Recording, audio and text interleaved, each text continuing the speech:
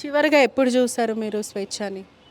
ఏది చనిపోయాం. చనిపోక ముందు చివరిగా ఎప్పుడు చూసారు? ఏం మాట్లాడింది? ఆమె నిన్న డ్యూటీకి పోలేదు మేడం. ఆహా, నిన్న వెళ్ళలేదు. వెళ్ళలేదు. ఆ. నిన్న బయటికి రాలే.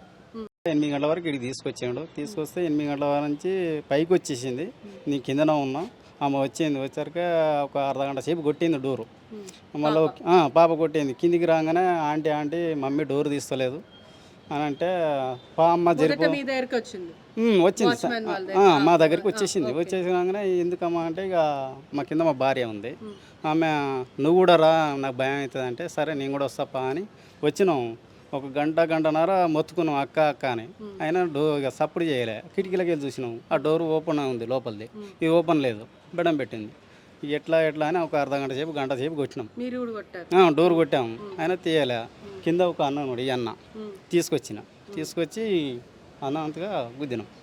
ఆల్రెడీ హ్యాంగ్ చేసుకుని అంతే. ఏదైనా సూసైడ్ లెటర్ రాయడం కానీ, ఏదైనా గొడవ జరిగినట్టు చిందర వందర వస్తువులు అట్లాంటివి ఏమన్నా కానీ ఏం దొరకలేదు మేడం. దొరకలేదు మేడం. వెంటనే పోలీసులు ఉన్నారు ఆల్రెడీ ఎమ్మటి. మేము మీరు ఫోన్ చేసినప్పుడు పోలీసులకు కాల్ చేసినాం. అంత ముందే మేము డోర్ కొట్టేసినాం ఆల్రెడీ.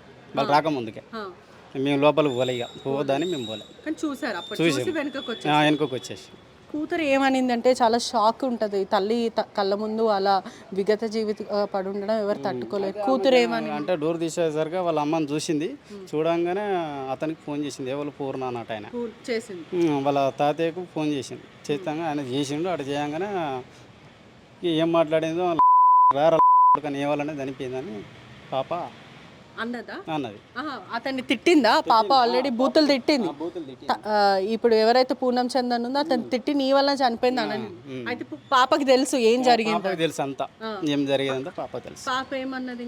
ఇంకేమన్నా అంతే విన్నాం. ఫోన్ కాడ చేసి అంత లోపల ఇక వీళ్ళు వచ్చి పోలీసులు అంతా వాళ్ళు వచ్చి రాసు. వాళ్ళ తండ్రి ఏమంటున్నాడు అంటే? వాళ్ళ తండ్రి కూడా తిడుతుండవు.